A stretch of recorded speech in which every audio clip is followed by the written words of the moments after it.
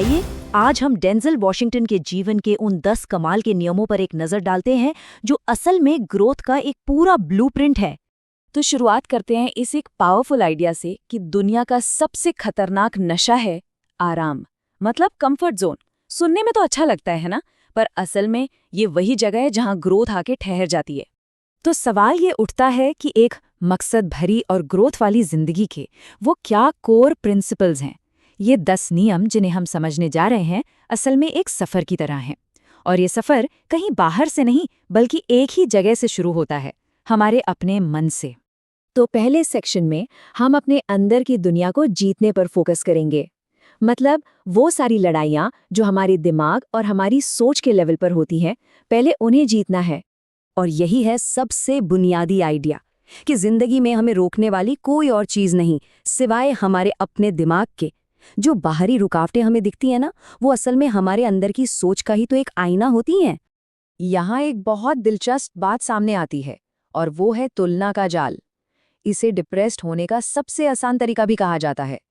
होता क्या है, हम अपनी जिंदगी की पूरी कहानी अपने सारे प्राइवेट स्ट्रगल्स के साथ दूसरों के सिर्फ हाइलाइट्स से, उनके पब्लिक विक्ट्रीज से कंपेयर करने लगते हैं।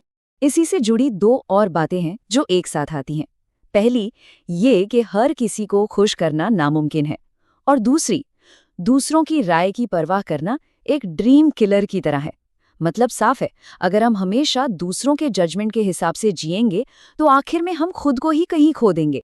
तो ठीक है, मन को साधने की बात तो हो गई। अब आगे बढ़ते हैं और देखते हैं कि इस माइंडसेट को असल दुनिया में एक्शन में कैसे बदला जाए, वो भी हिम्मत के साथ।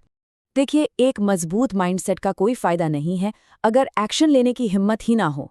और एक्शन लेने के लिए अपने कंफर्ट जोन को तो छोड़ना ही पड़ेगा। सोच को एक्शन में बदलने के लिए फेलियर के साथ अपने रिश्ते को भी बदलना होगा। तो अगला नियम यही है कि फेलियर की परिभाषा ही बदल दी जाए। उसे एक एंड पॉइंट की तरह नहीं बल्कि प्रोसेस का एक जरूरी हिस्सा समझना है। फेलियर क्या है? वो सिर्फ डेटा है, अगली कोशिश के लिए एक जरूरी जानकारी। ये बात शानदार है। बड़े से बड़ा लक्ष्य हासिल करने के लिए भी क्या करना है? बस अगला सबसे छोटा कदम पहचानना है और उसे तुरंत उठा लेना है। इससे क्या होता है, हम सोचते रहने के बजाय एक्शन में आ जाते हैं, भले ही वो कदम कितना भी छोटा क्यों न लगे। तो जब सही माइंडसेट हो और एक्शन लेने का इरादा भी, तो अगला कदम आता है अपने सबसे कीमती रिसोर्सेज को समझदारी से मैनेज करना। और इसमें सबसे कीमती रिसोर्स क्या है? वो है हमारा वक्त। जरा सोचिए कि हमारा वक्त जाता कहाँ है?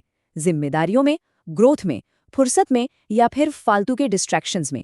ये समझना बहुत जरूरी है कि वक्त ही हमारी असली दौलत है और इसे वही लगाना चाहिए जो सच में मायने रखता है। समय के बाद आता है दूसरा जरूरी रिसोर्स, पैसा। और यहाँ ये तर्क दिया गया है कि असली फाइनेंशियल सक्सेस सिर्फ इनकम से नहीं आती, ये आती है अनुशासन से, अपने खर्चों को समझदारी से मैनेज करने से। और आखिर में हम उस एक नियम पर आते हैं जो इन बाकी सभी नियमों की नींव है, वो बुनियाद जिसके बिना सस्टेनेबल ग्रोथ मुमकिन ही नहीं है। वो नियम है खुद के प्रति दयालु होना। सेल्फ लव को सभी तरह के प्यार की बुनियाद माना गया है। ये लिस्ट में सिर्फ एक और नियम नहीं है, बल्कि ये वो फंडामेंटल प्रिंसिपल है जिससे बाकी सब कुछ निकलता है। तो असली बात ये है कि ये आखिरी नियम एक इंजन की तरह काम करता है। जरा सोचिए, अगर सेल्फ काइंडनेस ही नहीं होगी तो कंफर्ट जोन छोड़ने, फेलियर को गले लगाने या दूसरों के जजमेंट को इग्नोर करने की हिम्मत कहाँ से आएगी? वो मजबूती तो यहीं से मिलती है।